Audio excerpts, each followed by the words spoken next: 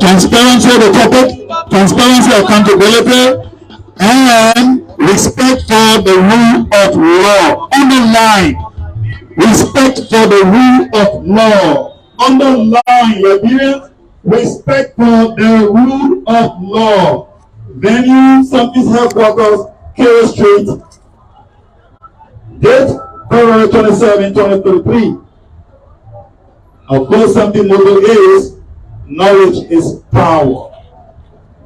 Any volunteer for opening prayer? Anyone? Islam, Christianity, anyone? Somebody come in. By her, Lord Jesus, we worship your name, we adore your name. We pray that whatsoever we are conversion today, let it be fruitful, let the message go across. We ask that in fact, whosoever come with back of reactionary spirit, I send it back to the sender.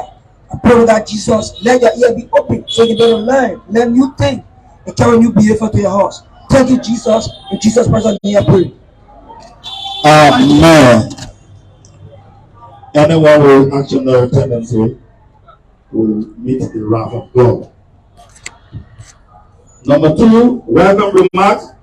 Mr. Clarence B. Dennis, Clarence Baku Dennis. He's the chairperson of program CENPID. Mr. Clarence B. Dennis. Thank you.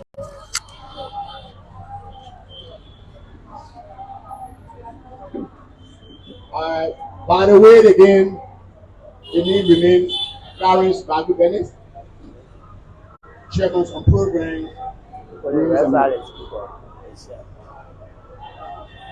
As for a long time, CENPID, when it comes to intellectual dispute, have been a bit dormant.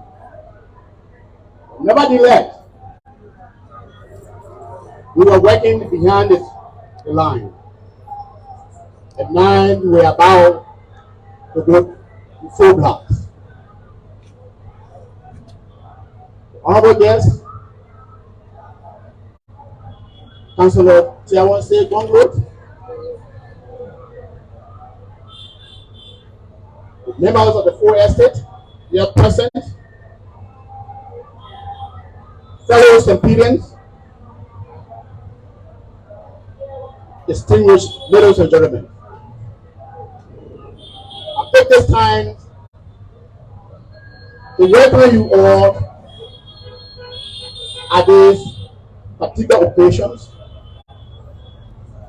marking the openings of CENPID 3 propositions that had to do with elections in this country. And remember, today Liberia, we are where we are because of elections. In 1985, because the voice of the voiceless were never heard. Well, not because somebody was fine, well, not because somebody was ugly, but because somebody decided to suppress the vast majority of Liberian people. So at that junction, CENPID has come with the 3 propositions. 1, transparency. 2, accountability. Then 3, respect for the rule of law.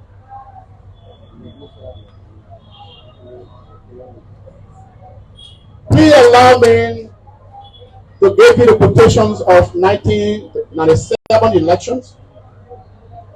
The U.S. ambassador at the time, Juan Bradley. He said, and I quote,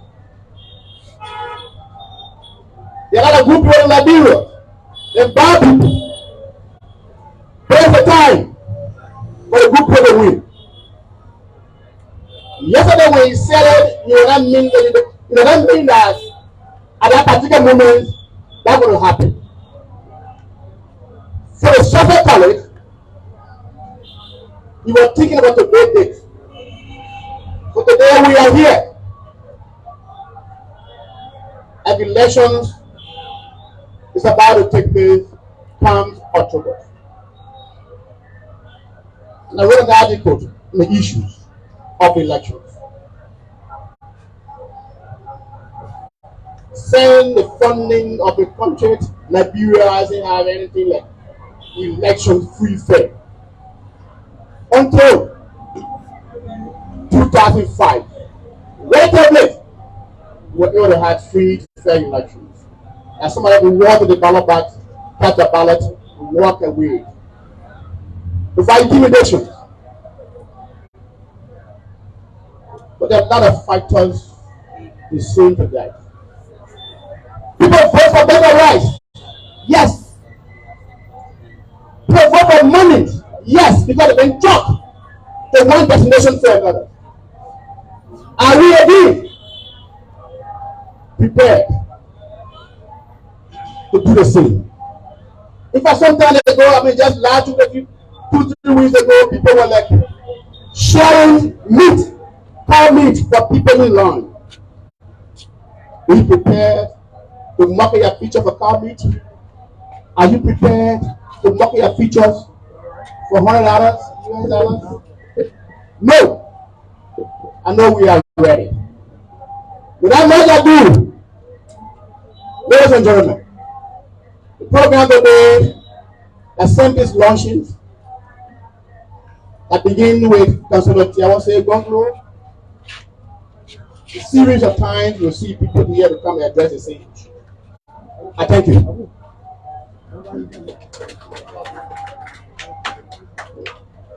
You can do more than that for our chairman, please. Sometimes when people speak, many people don't jot down what they have said. It's strongly and shortly tackle our problem we've been having with power, exchange of power, turning off power to be done properly. And that's reality. That's what got us to where we are today. Even the way we talk about the 2005 one, it still has some hinges. But let's go ahead. This is Liberia. We're going to get there. We're going to be better when the time comes. When that time comes, I hope you'll be around to see history being made. We will do an interlude of music. Come the DJ.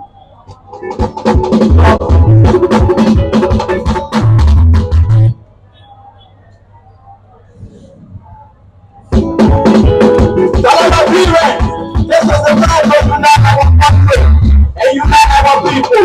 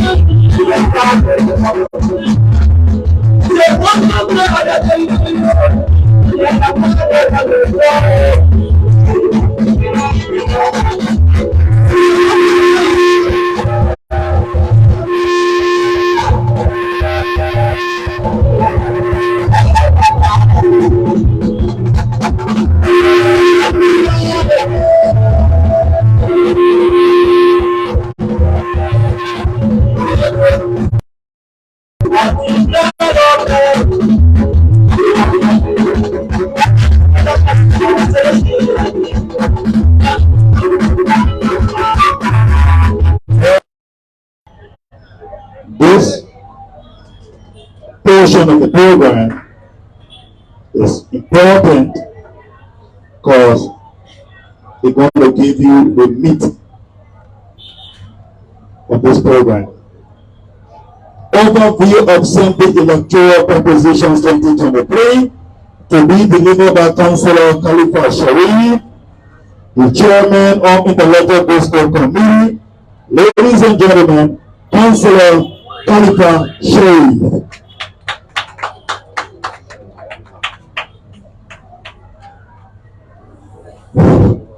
Good afternoon to everyone. Your Excellency, Honorable Councillor Saye Gongloe, and your entourage, members of CENPID, well-wishers, and those who have come to witness this occasion. This occasion is very important, especially leading to our electoral process.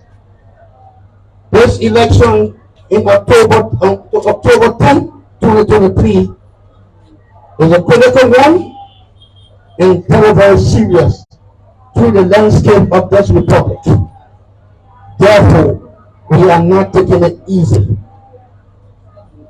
Councillor Gongloe is one of the persons that we have chosen to address these topics we have decided on today. He's not the only one, he's the first on the list. The backdrop of reason, as you may be aware, as the October 2023 presidential general election draw nearer, the Center for the Promotion of Intellectual Development, CENPID for short, has identified key opposition component that may win intelligentsia and undecided voters, especially those attending 18 this year. Support to you more than depending on the absolute mode of the campaign. Building roads, hospital, home pumps, and education. This is yet to develop and improve our lives in this country. We look beyond these policies. This particular issue that going to be addressed today serves as the milestone leading this country to a peaceful election. We are choosing accountability. We know in every leadership, in every or any country in the world, accountability matters. If you can't account for what you use, for what you're doing to the people, then of course we are going nowhere. Secondly, transparency. You have to be clear. You don't have to perform in the darkness. You have to come. You don't have to be nocturnal in your activity, performing in the night. And even if you do it in the night, you should come to daylight. Transparency, let people look through like a mirror, like glass. This is why we are choosing the topic transparency. Those who are aspiring to be president for this nation, we want to know your thinking, the way you're thinking about this nation. How are you thinking for the people? The poor people who are going to stay on the line, we're going to find you from long distances to reach to the ballot box. How are you thinking about them? That's the truth. Then we look at the issue of the rule of law. I'm sorry to say, very frankly, that this country where we found ourselves today have become lawless. The that issue of whether you like it or not is scary. It's of no secret. People can see it. Again, it's not something to have. People mention the United States of America being great. America is great not because they get money, but not because they are developed. No. America is great because of the laws. The people uphold the laws and protect the laws. They don't play the law. When you commit crime, they will tell you that 10 years are 10 years. We're not going to play with you. The election, forget it. We don't play with you. Therefore, this nation needs to follow suit. So those who are going to turn the hand of authority this time around, they have to promise us that indeed, position we have done motion, we're going to be respected in full suit, not in peace, not in partiality. So therefore, in that light, we are invited, because Bongo happened to be the immediate past president of the Liberian National Bar Association, of which I'm a staunch member. A very staunch member, election paid due member. A member who has contributed immensely to that organization. He said that he will tell you. He is the immediate past president of that organization. I will even in leadership at the union there.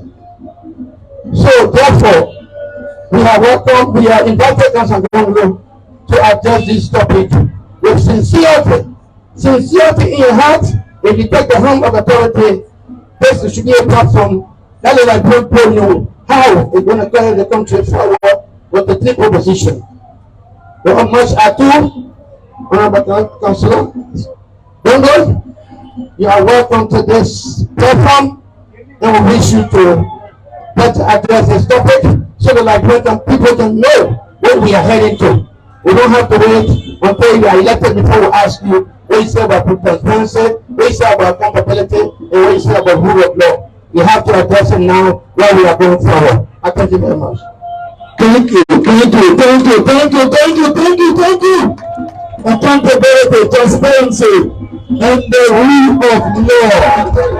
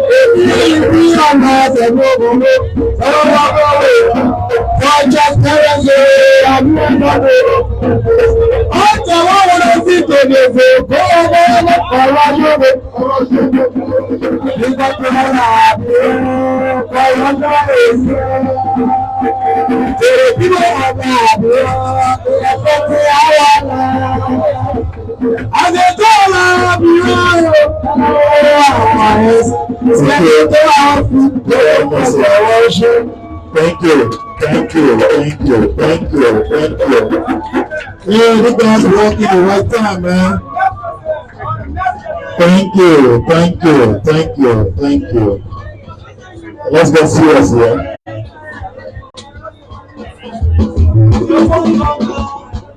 Alright. Bring it down, DJ. Bring it down, bring it down, bring it down. Bring it down. Item number 5, of course, is one of the best part of this program too, though. That's when you're gonna know who this person is, who is about to address this body,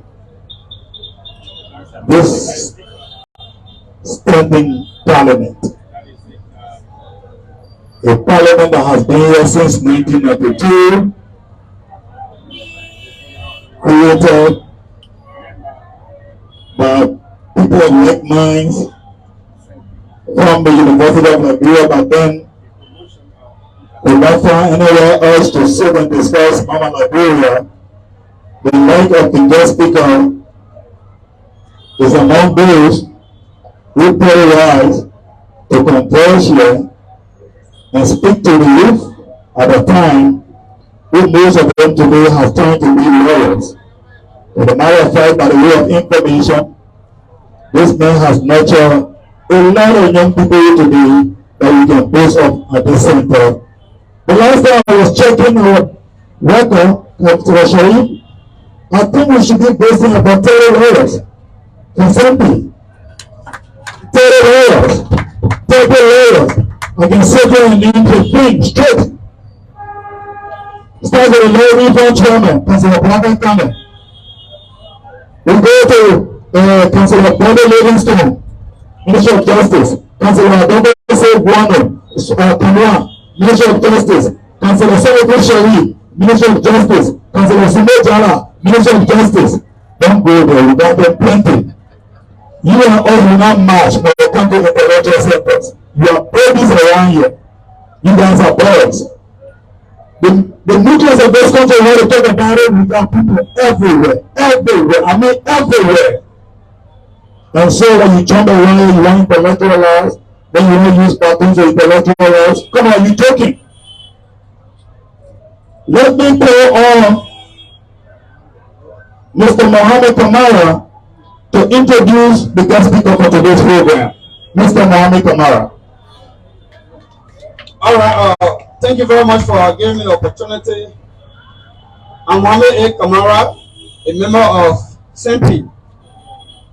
I'm overwhelmed, insidious, and please to introduce to you this distinguished, esteemed, self-esteemed, and advocate, one of the best lawyers that Liberia can boast of. But before I proceed, I would like to explain few stories about Tiawan Saye Gongloe, who is he, and how he became interested into advocacy, where he came from. Tiawan Gongloe hail from that country, one of the most populated country in Liberia. Tiawan Gongloe was one of the youngest person that ever wrote a press release in 1978 when Jimmy Carter, the U.S. president by then, visited Liberia, and he spent hours to other nations. When he came in Liberia, he told when I wrote that he was only here for 2 hours. In his own mind, in Tiawan own mind, said that Liberia is a traditional island to America. So Jimmy Carter cannot just come in Liberia and just spend 1 hour or 2 hours. He decides to leave. That is an affront to Liberia. So he wrote a press release. He wrote a press release telling President Jimmy Carter that it is unfair to us to just come and spend 1 or 2 hours here. And when he wrote a press release, he wrote, and he read the press release to the people where October job order to be arrested. a place behind bar. Before Jimmy Carter could leave the country, he got the information. He said, I got information that there is one advocate who wrote the press release, and after reading the press release, he had been ordered for arrest. So it is now a statement from me to immediately release him, and that was how he was not placed behind bar again. That was one of the parts he played in the advocacy. Going forward, he has been an individual who has stand against oppression, who has stand against marginalization in Liberia, who has always been the tough talking among all Liberians in Liberia.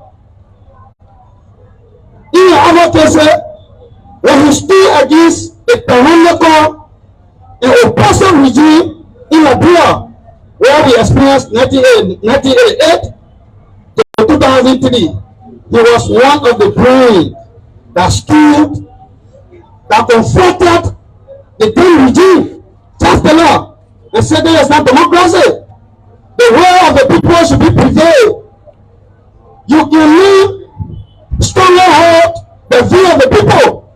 So he stood on many occasions before the chancellor to tell him that the essence of democracy is the will of the people should be prevailed. So based upon that, Chancellor said he was one of his obstacles. So he was arrested by the then regime, the torture on multiples of times, for countable times. Councillor Gongloe is not small person in our society. As everyone knows, he has been in the banner of advocating for students. He has been in the banner of advocating for ordinary people. He is considered as the voiceless, the voice of the voiceless. He is considered as a poor man lawyer. One of the instances is when some citizens of Nigeria were alleged of mercenaries chosen, and according to the then regime, Eddie Joseph Salif regime, 3 people were arrested, and he was the Solicitor General. Okay. So when he was hired as a lawyer to appear on behalf of the people, and the government never has substantive evidence to incarcerate the people to pull the people behind bar of the crime that they were charged of. So he volunteered himself as an advocate, as a poor man lawyer, and said to the Liberian government that if you intend to put these guys in jail, it will be based on settlement, it will be based on durability while you here, but there is no substantive, there is no authentic proof that you can base on and put the people in jail. So based upon his advocacy, those people were released. Those people were released. So if I want to go into the story today, we're not even here, because the story in the part he are playing in the country is countless. You cannot count them. He is among the tough people who have struggled for the well-being of the Liberians. So I'm pleased and overwhelmed, even though I'm not qualified and competent to introduce him on this podium. Fellow Liberians, member of CENPID, can you please rise up to welcome His Excellency Tiawan Saye Gongloe. Councillor Gongloe, you are highly welcome. You are welcome.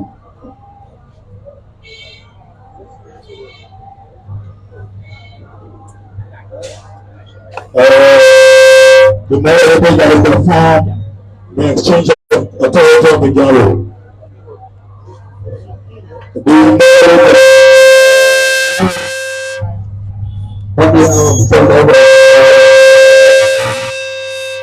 The You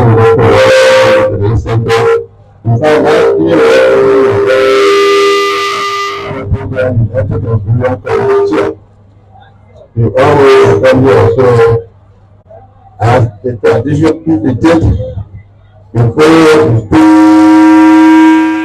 play, the time and drink together, thereafter, the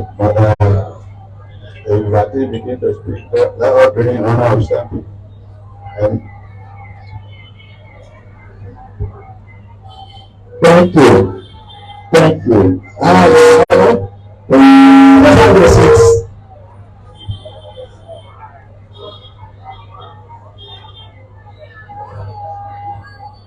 Amanda wetu, Amanda wetu,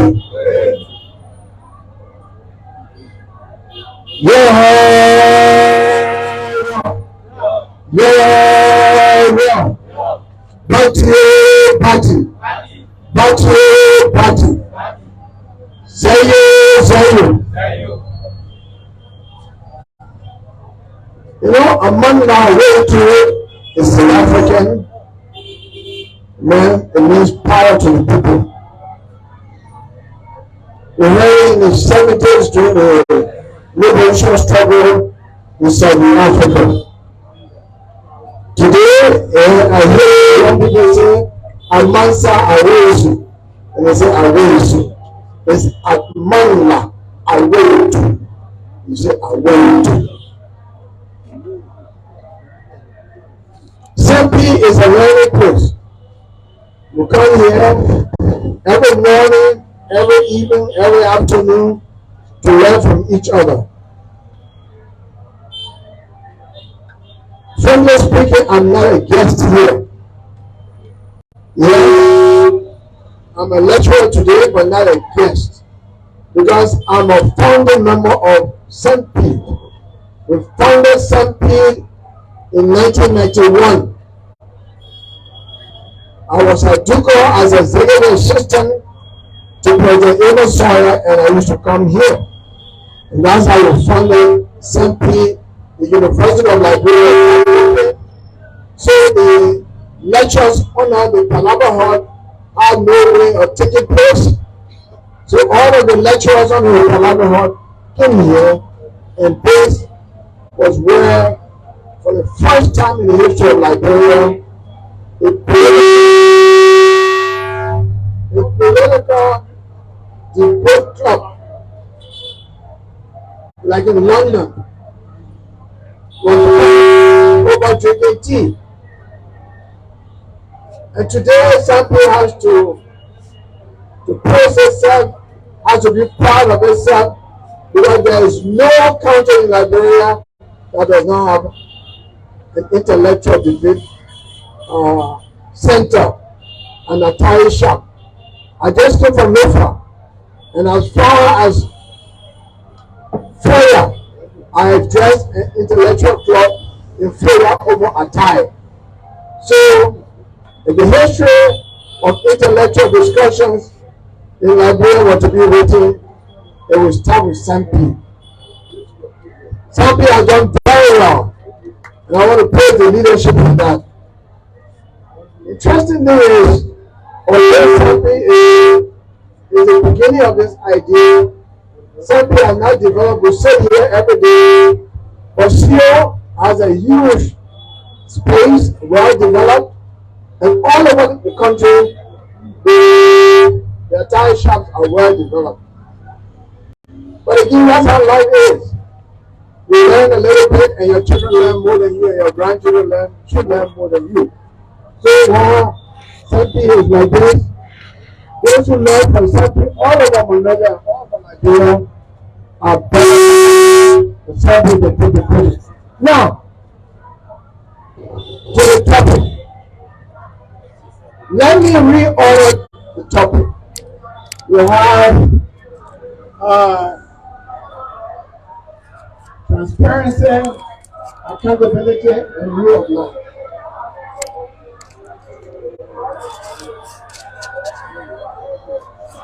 Let me say, everything begins with the rule of law.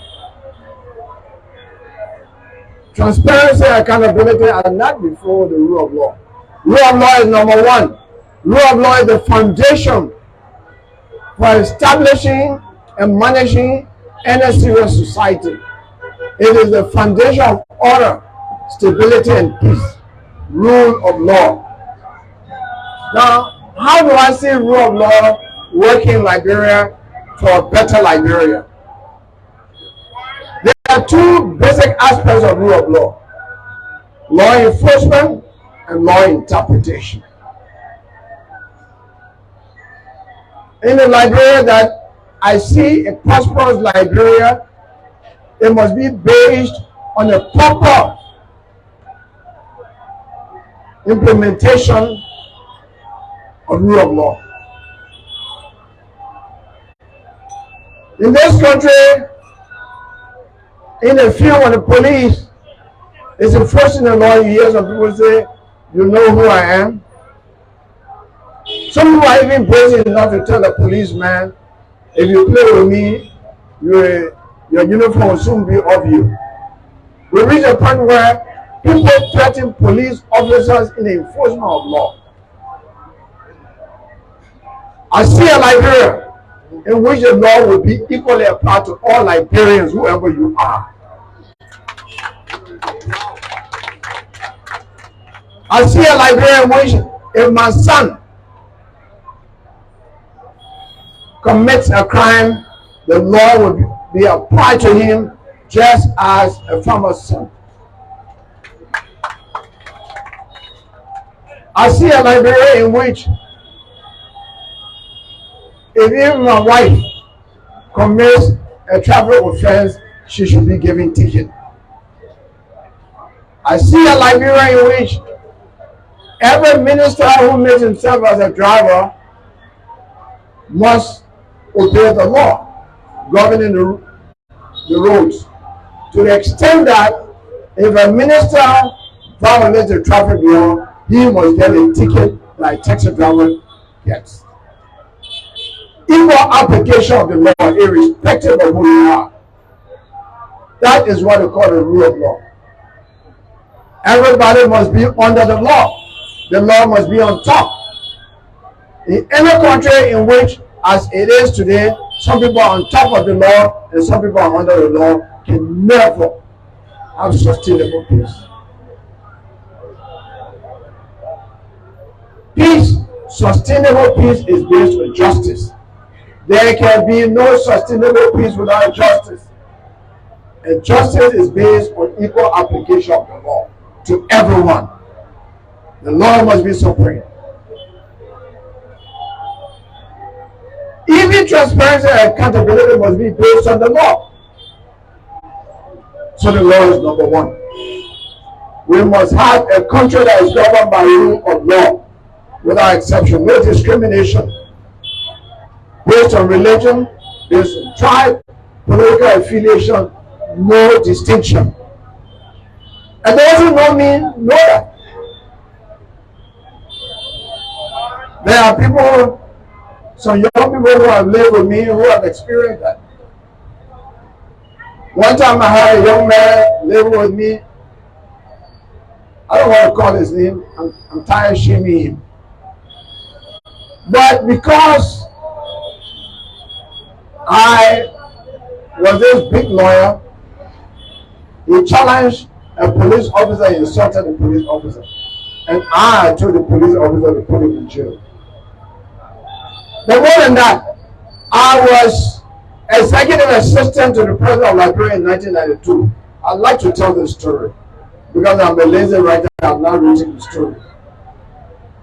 And I was driving on the bypass, and IGNU 42. IGNU 42 was the license plate. And reaching the intersection, right at the Martinez Center there, an SSS officer called me. I was not counselor then. I was attorney and lawyer. He just said, "Mr. Gongloe." Instead of looking ahead, I tried to speak to him. And while driving, virtually kept a conversation. I hit a taxi in the rear. You have to listen to this. I hit the taxi in the rear. And I got down, luckily nobody got injured in the taxi.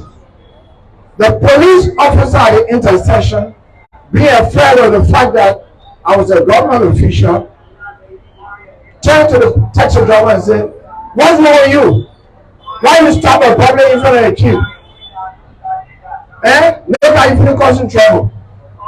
I got down from the car and told the police officer, "You are wrong. The traffic law in this country says you must keep one car distance between you and the next car. And when you hit from the rear, you are wrong." I am wrong. He said, "Chief, you're not wrong. That is wrong. The man probably stopped in front of you." I said, "I am wrong. Let's go to the police station." We went to the police station, and then I told the chief of traffic, "Why y'all got him now police at this material center junction? He's going to be causing trouble." I was wrong. I hit a taxi in the rear, and he said I'm right. So I went and took responsibility and said I will fix the man's vehicle. I fixed Seko's vehicle. From that time to now, Seko and I are friends.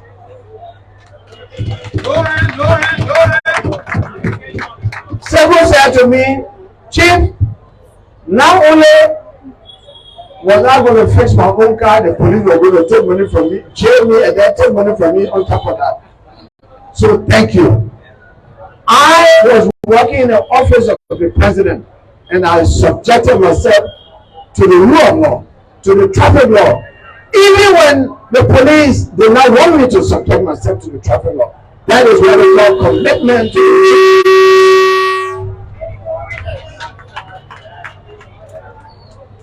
I could have taken advantage of the young man. I could have left the scene because nothing happened to my car. You must do what is right all of the time. So I subjected myself. I came under the ambit of the law. I was sitting in the office of the president. If I had been so reckless and arbitrary, what advice would I have given the president in the case of other people? So that is what we should do here. Those who have lived in America, China, Russia, everywhere, the stability that those countries are experiencing is based on the fact that in the street, in any developed country, in the street, the policeman is the most important official of government.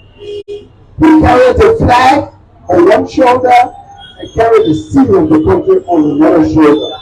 You can never disrespect such a person. Hallelujah.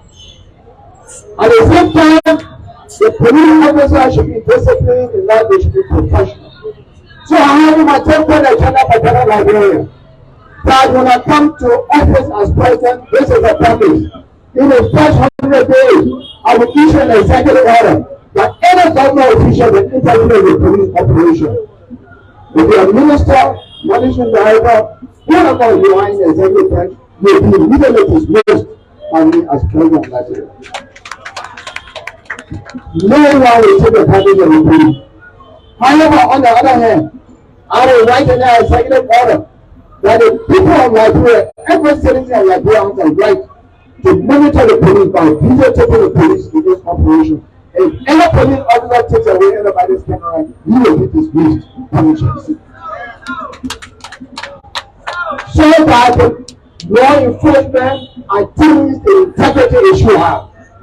So that people can respect the law. Nobody respects a police officer who is taking bribes. Nobody respects a police officer who treats one person differently and treats the other person differently. All of that will be monitored by the citizens of Liberia to make sure that law enforcement is correct. That's point number one. Number two, we write also in a code where when you commit crime, you go to court. Sometimes there are telephone calls to the magistrate, to judges. There are all kinds of influences. And the ordinary person, blatant violation of their rights sometimes in court. And this is something that we in the judiciary are talking about. From the lower court to the highest court, we realize this. But those who take advantage of people in this country are largely in the executive branch of government. They are large in the executive branch of government. They are ministers, deputy ministers, assistant ministers, managing directors.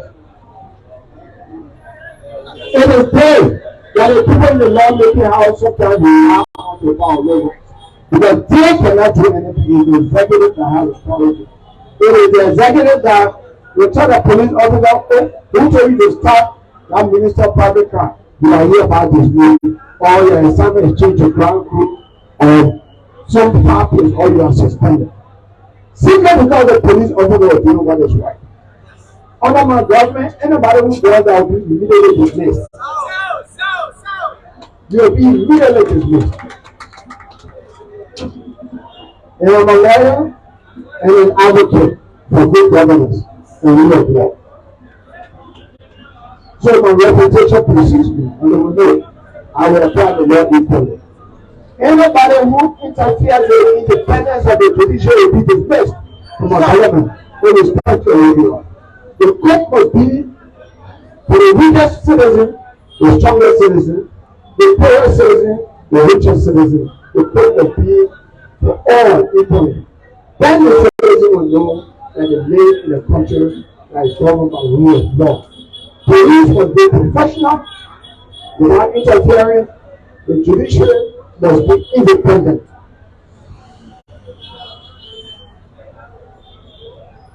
And there have been men in this country who have defended the independence of the judiciary. Let's say, example, the late former associate justice of the Supreme Court. He was on the Supreme Court bench when the late Justice Minister Jenkins Scott, disrespected the Supreme Court, and the Supreme Court suspended him for 2 years. And then President Joe called them to the marshal and told them to reinstate his Justice Minister and encourage him on the constitution. All the other justices agreed. Justice Young said, not me. I will not compromise the independence of the judiciary. He went to the Supreme Court, he took out his power and walked out of the Supreme Court. We have had many in this country to walk out of the Supreme Court and say, I will not sit on the bench that is controlled by the executive branch. That is why during his funeral service, I was present at the bar, I went and prayed tribute. I said, this is the man who defended the independence of the judiciary. As president, I will wield power. I will make those who stand for the independence of the judiciary strong or recognizing people, giving them a word. Those are the people who should be bringing unrest in our country for meaning of safe and blood. People like that.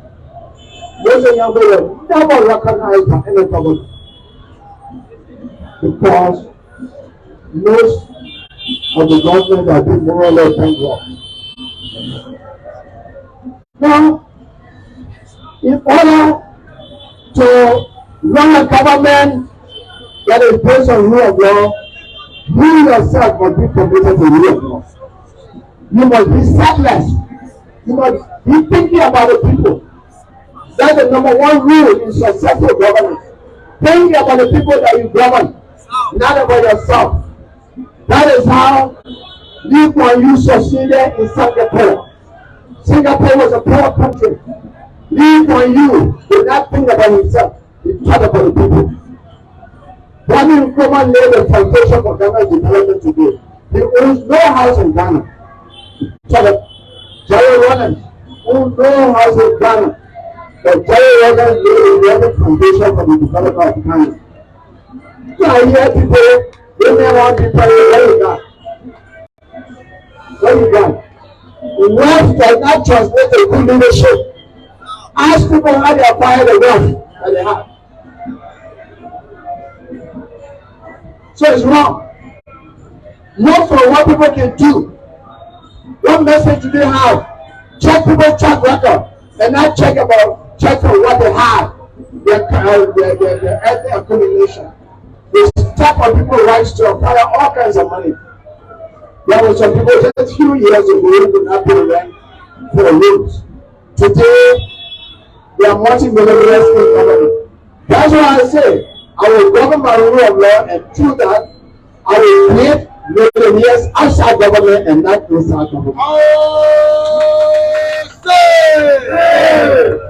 In a government that is not, under a government that is not governed by rule of law, so many millionaires can be created inside government. So many millionaires can be created inside government. Wait. Besides the universities owned by churches, who can tell me which members of the federal government have private universities? Who? The legislature. There are many members of the legislature who own private universities. Isn't that true? They own private universities. Never happened in our history. First time. That's the level to which corruption has gone. Now, the other aspect of rule of law is combating corruption. That's why we come to transparency and accountability. Everybody, almost every government that has come to power over the past 50 years has said corruption will be public enemy number one. And I will have zero tolerance for corruption. But they don't tell us how they will do it. Every problem I identify in Liberia, I find a solution. No. I will never just say I have zero tolerance for corruption. I have the 12-term prescription for fighting corruption in this country. 12-term prescription. It's on the internet. Some of them I'm already talking about. I will make sure that rule of law applies and that nobody interferes with the operation of police, nobody interferes with the operation of the court. But more than that, we talk of transparency. As president, my salary will be on the internet. What do you mean? As president, my salary will be on the internet. My salary will be on the internet for all Nigerians to know how much the president is making. I will also put the salary of all people officials of the government. The speaker, the chief justice, the justices, the lawmakers, and ministers, managing directors, everybody who is being paid by the Nigerian poor will have their salaries on the internet from Nigerian people to know their salaries. That's openness. That's transparency. I need the people of Liberia employ you as our president, employ you as minister, as chief justice, as associate justice, as a lawmaker who don't know your salary. You have to know the salary of the president working for you. That's number one. Number two, the asset declaration of everybody will be on the internet. But everybody will know how much you pay to do it. And before I make you minister, you have to give me your asset declaration. I will publish it in the newspaper. I will send copy to the Senate for them to look at it and coach you. So, you know your salary, you know your asset declaration. The next thing I have introduced me, I have not heard of the any word. Any part of the world, but Liberian corruption is deeper than most countries. So, I have this strategy. There is something called quarterly lifestyle audit. Every 3 months, I will audit the lifestyle of all the ministers, all the managing directors, and will compare the expenditure with the income. When your expenditure exceeds your income, you are fired. When your expenditure exceeds your income and the GST has you few questions and you just cash in your head, the report will be published. The economy lifestyle or the report will be published. It will be published for everybody to read. And then when it comes to me as president, I'll call you. Mr. Minister, what's the explanation for this? You start scratching your head, I'll fire you. And say to you, the Anti-Corruption Commission for proper investigation. and then prosecution. You're going to jail for 5, when you're found guilty, you're going to jail for 5 to 10 years. And those kinds of people will be handcuffed, getting the open car from everybody is handcuffed. Why are you going? Why are you going to quit? And when you are found guilty, they will apply to 10 years. Now, not only that, they will provide for confiscation, seizure of all their assets. We'll take all of their assets. I'm a lawyer. We will seize their assets. The money they stole, the balance, the bank will take it from them. Then their houses and cars they have bought will take off from them. We take them back to the people of Nigeria. Now my question to you.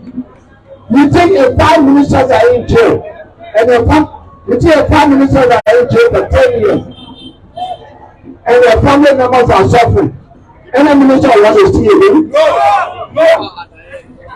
Anybody outside government who wants to come in government to steal, will that person let government do anything? They will not let government do anything, right? That is what the broom is for. The broom is that they see corruption.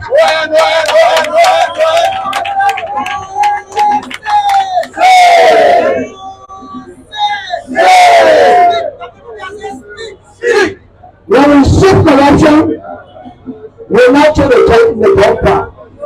Because it will put in the dumper when the breeze blows, it will bring it by right. When we do the, we'll burn it. We'll burn it, right? The way we burn it is when you are corrupt, we dismiss you, we send you for investigation, you are prosecuted, you go to jail for 5 to 10 years. All your property that you stole taken from you, your family are suffering. That's how we burn it, right? When we do it, we will have enough money to take care of schools, our medical facilities, our roads, our rice production, and everything. Alright? That's what we do. And let me tell you, there is another aspect that is true for this country in fighting corruption under the rule of law.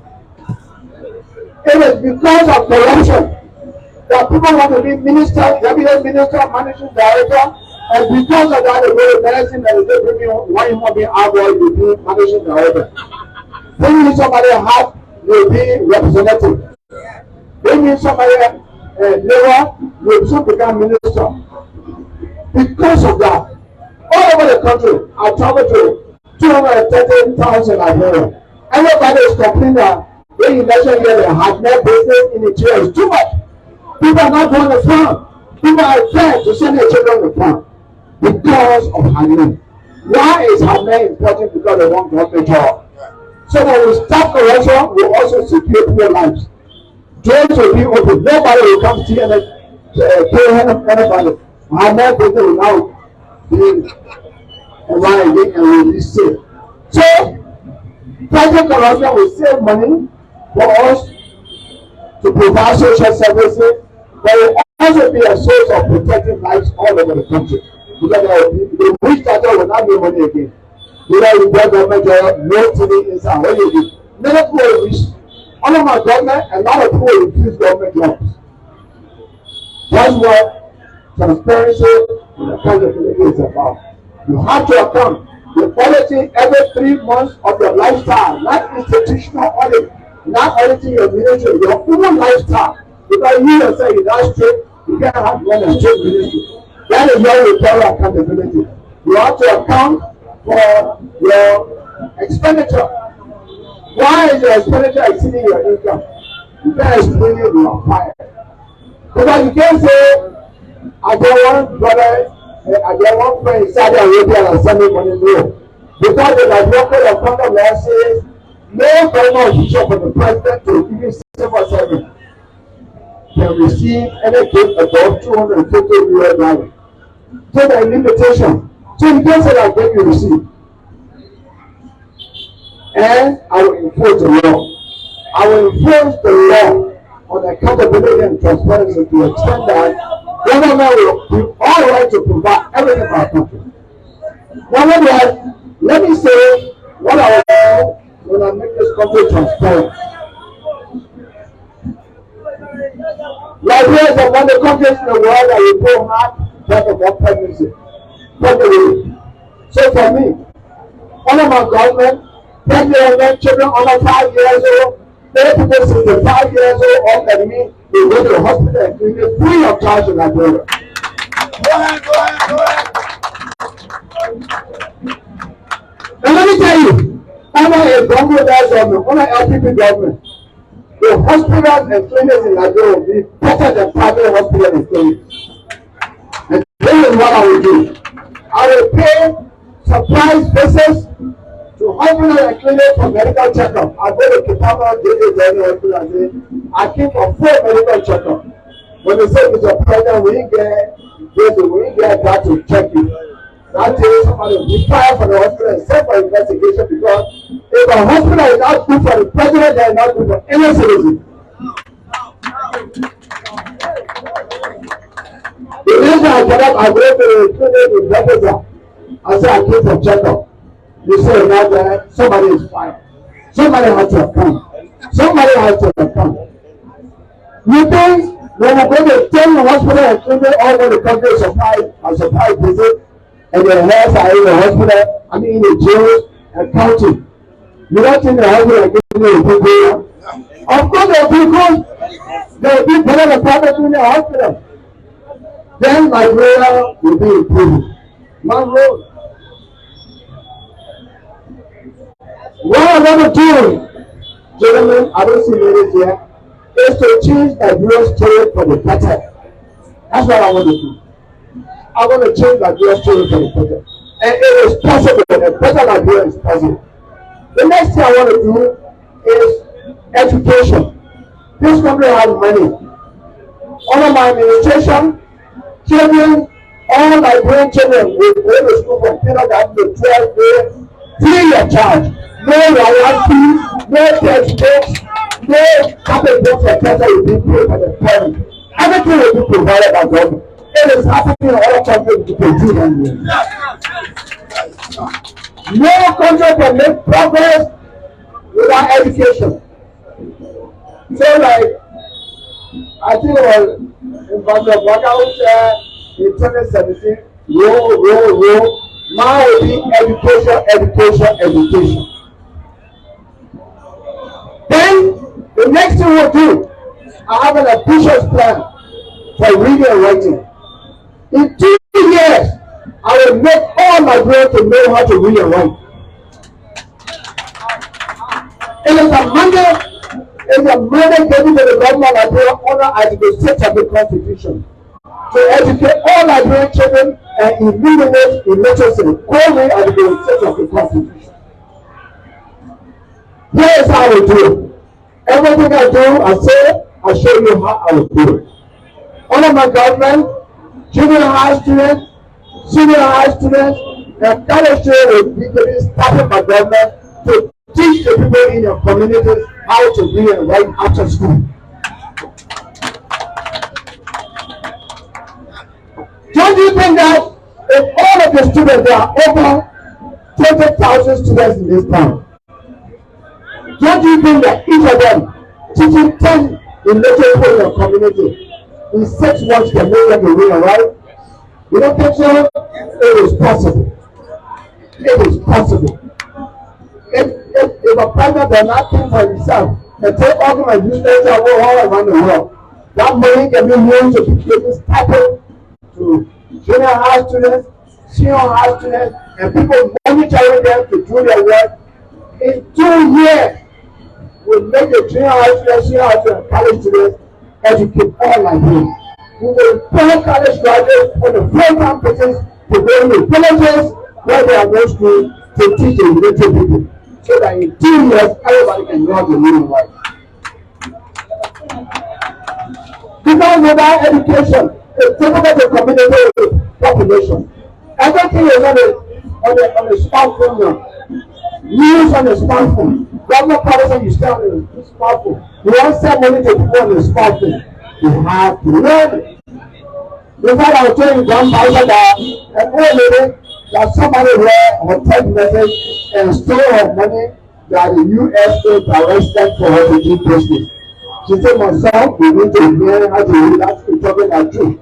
The boy came. She said, oh, I hear turn on my phone. Something inside. The boy looked at the phone. He said, oh man, the white boy came around. They said the guy reached my building. The oil. Then he went to the money, to the mobile money place, and withdrew the mobile money. She doesn't know how you don't spend money. If she knew how to read and write, it was not going to happen to her. So it's important for her to eliminate the literacy. The next thing I will do is we'll provide free technical and vocational school in the 15,000 for all the young people to learn trade. Because people are running motorbikes now. You cannot run motorbikes until you are probably level your target PPP. No way. If you are a tailor, if you are a mechanic, if you are a bricklayer, if you are a carpenter, whatever electrician, you live by it until you die. Then, US company may not have experience. Let us see or any company come over is going to be. They come and Liberians go there, Kenyans go there, Ghanaians go there, Togolese go there. They ask the Liberian, you say you give me a job, what can you do? I can do anything. The Ghanaian say, I'm a heavy-duty mechanic. The company say, come. The Ghanaian man say, I'm a yellow machine operator, come. The other one say, I'm a carpenter, and they say, come. Some jobs come in our country, but because we are not preparing our young people to compete for the jobs, our young people sadly are humiliated when they go to look for jobs, and people from other countries get a job that come in our country and take the money to their country. Thereby, promoting poverty in this country. I don't put on the young people, I put on the government. And negligence or duty on the part of the government. It is the obligation of the government to prepare the young people for the job market. This is government. Government has never done it, I say government not done. It is not sufficient for the government, the party in power, to put a skill training center at the party headquarters. That was small-mindedness, right? You are president for the whole country. You are party taking over the whole country. How can you do something only for your parents? What about all the other Liberians? And now you want vote for all the Liberians? So let only your parents vote for you. You should know. This election is coming to the extent that the CEC has put skill training center only in CEC party headquarters. Let those who are not benefiting for him now vote CEC because the government is supposed to pay for all the citizens, not only parties. The next thing we want to do is, am I making sense? Am I making sense? The next thing I want to do is for us to grow rice in this country. We want to promote agricultural program for laying emphasis on rice production. Because in Nigeria here, somebody can bring us, each of us here, a bowl of yam with gravy. We eat it, either one tomorrow, as you are eating today. They know that only yam I ate, I'm not eating food here. Unless you eat rice in Nigeria, I'm not eating food. Am I lying? No. So see that the only thing we got food there was grow it. We cannot live on importing rice in this country. Look, Egypt is a desert country, but Egypt is producing rice around the Nile Delta. I mean, and exporting rice to Middle East. We have a fertile soil. In Nigeria, any part of Nigeria, you can live in one place for 4 years and you still get food without using fertilizer. This is a rich. So, of course, I said, when I become president, I will make my government supply rice producing machines to the farmers in the 15 counties. In the 15 counties to grow rice. Now, only machine can make rice from the fire street. No human being can do it. Even 10,000 programs produce rice from the fire street. But 10 machines can do it in 1 month. They will do that.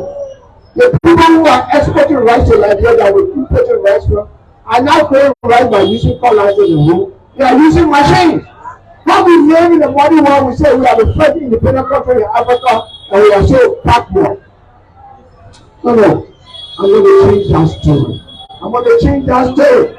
You bring the people, 15 countries that are growing rice by using machine, rice price will go up.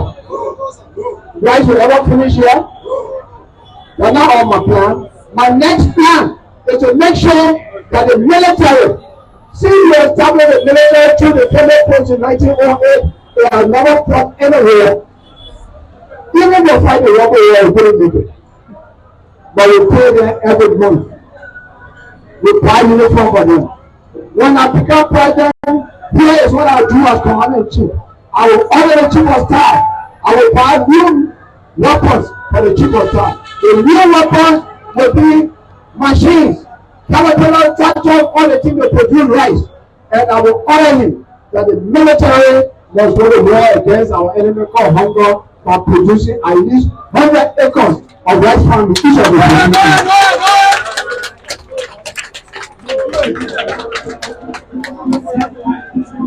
If the military is producing rice and the farmers are producing rice, rice will ever finish in Liberia? Will the price of rice go up? In 3 years, Liberia will become a rice exporter. Given our population and given how rich our soil is, we will become a rice exporter. Instead of spending $200 million every year to import rice, we might be earning $500 million for exporting rice. I will change to this story. The last thing I will do is we will make public works to work. Public works is not working now. When I was growing up, I never heard that the road from Mozambique to Panama to Banga to cut off during the rainy season. I never heard that the road from southeastern Liberia to Banga could cut off during the rainy season. The roads were passable, people move on them all through the year. People could leave from mainland 9 o'clock, 6 o'clock in the morning, and reach Manila 9 o'clock in the night. One day, these days it takes weeks, and sometimes it doesn't happen at all. Last year alone, to take motorbike from Zreju to Banta was $30,000, $40,000 per person. How many people can afford that? That is increasing poverty. When I become president, I will put public works yards in all of the countries with yellow machines to maintain the roads throughout the year.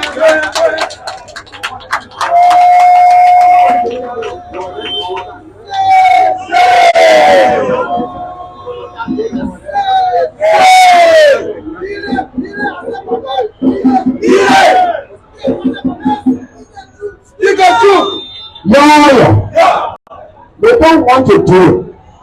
They want to give contract to private companies. So when their road is $1 million, then they pay $400,000 in their pocket and give $600,000 to the company. Then the company will not even do a good job. That's what they want. I will cut it off.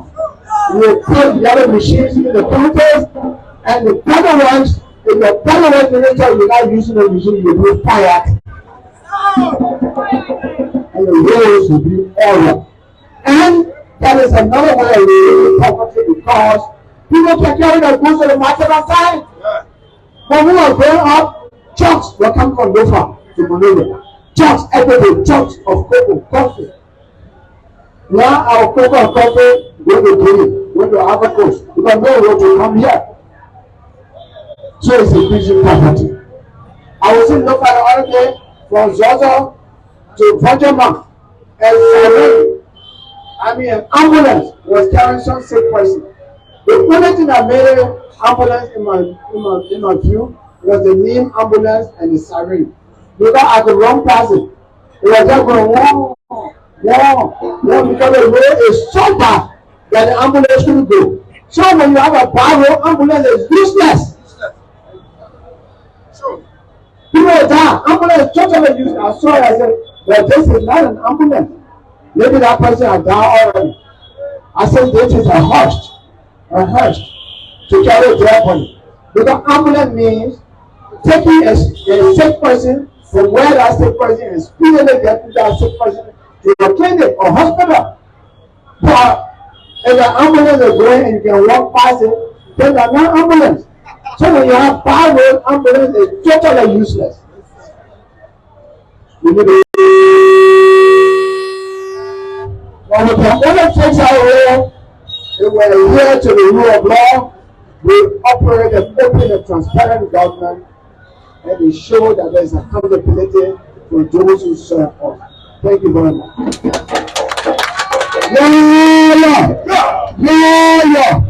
I want you to leave with this quotation from me.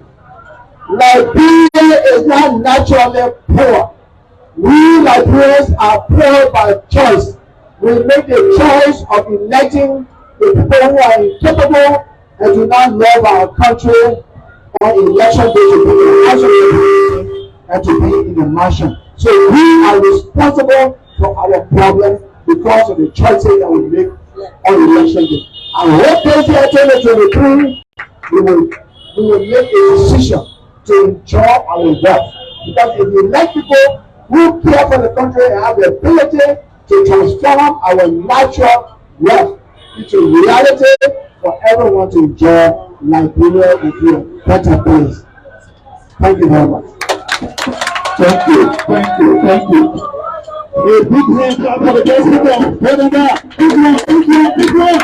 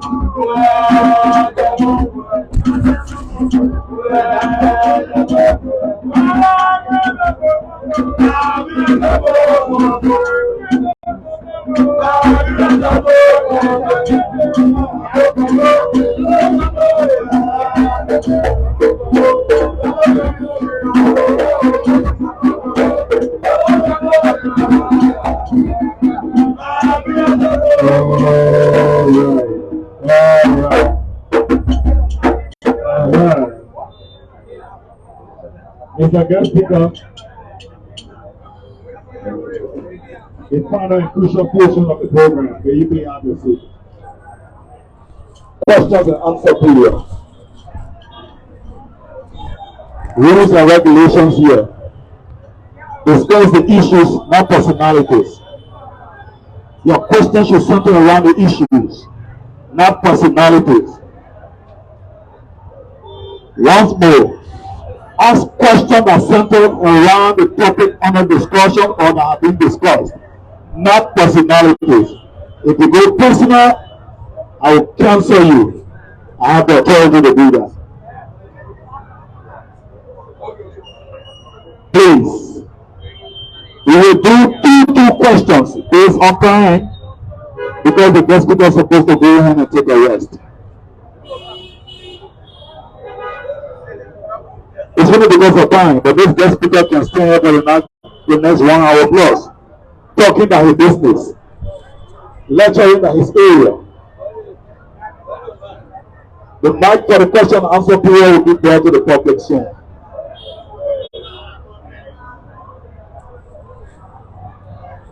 Take the mic to the people.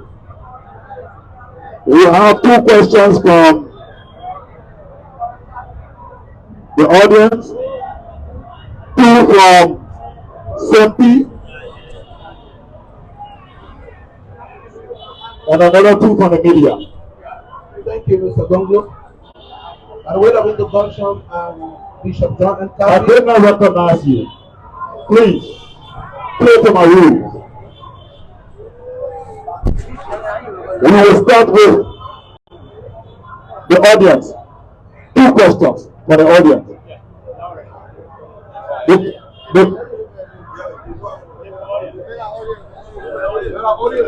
Go ahead. Thank you very much, Mr. Gongloe. By the way of introduction, I'm Bishop John and a resident and son of the township of West Point, and also based in Louisville. I admire your platform, and thank you very much. This is kind of people we look for. From the past years of my study, I have never seen a platform like this before. So I want to say thank you very much for this. Big hand clap. For this, I want to ask this question. In case the election 2023, our Liberia people do not choose you, will you address this platform or implement the platform to our next leadership? Answer.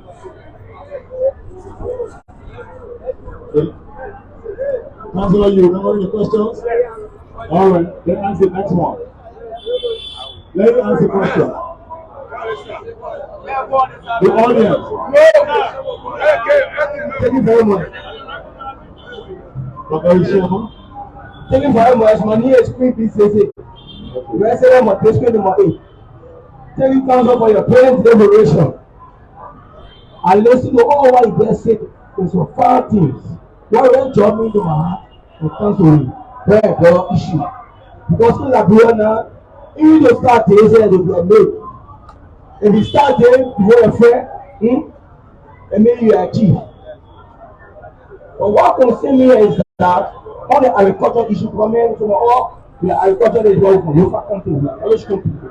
But what job me in my mind is that if they start the humanitarian, all the agricultural people. When in the part of military, every military in the army have very different things to do. Some of them are plumber, some of them are agricultures, some of them are masoners. So I want to know, because you said that the military will all go in the agriculture, because I know that the military is not for agriculturists. So I want to know what mechanism you put in place to join the military to be part of agriculturists. So thank you very much.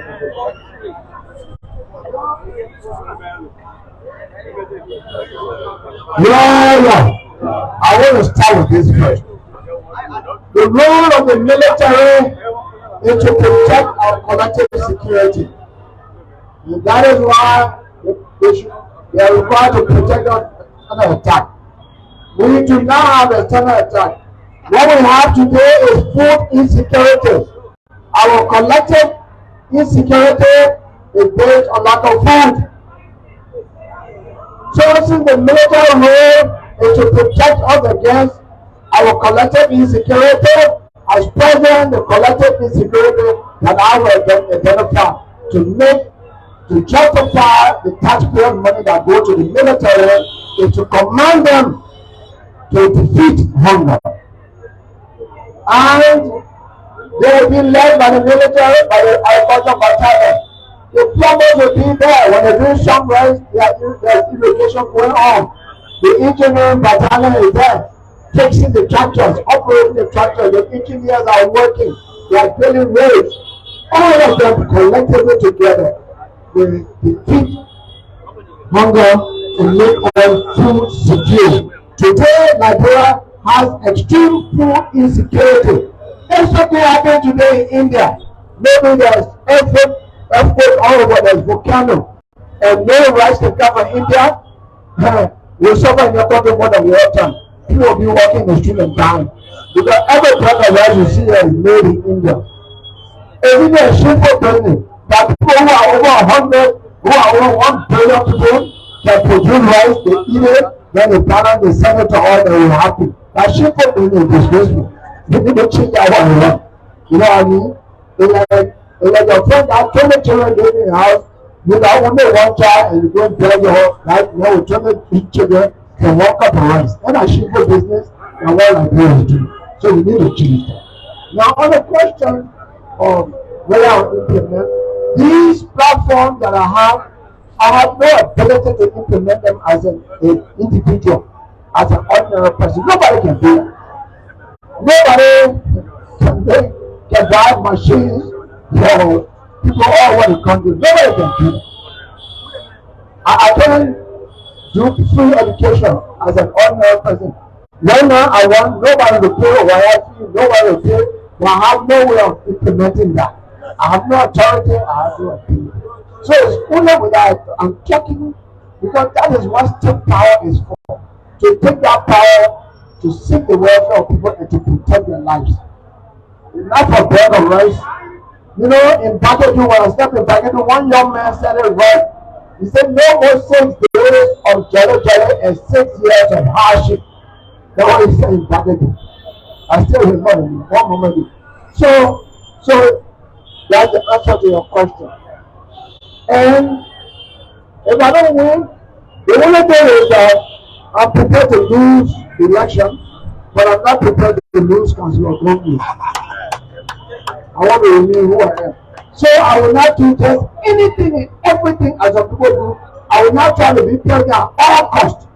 If one want to be president at all costs, they don't want sending her not to butcher people, to take human being out, to do the just to do something at all costs. No.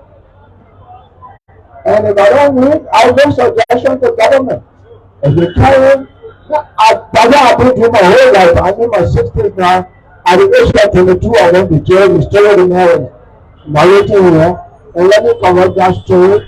Many companies we said just to local college, Jamina Stewart, Cabarosna Sando, and the late William Mason, who was just buried 2 weeks ago, were arrested and detained because they were opposed to President Trump declaring the day a holiday where President Carter has spent 3 days in Nigeria and no holiday was declared in Nigeria.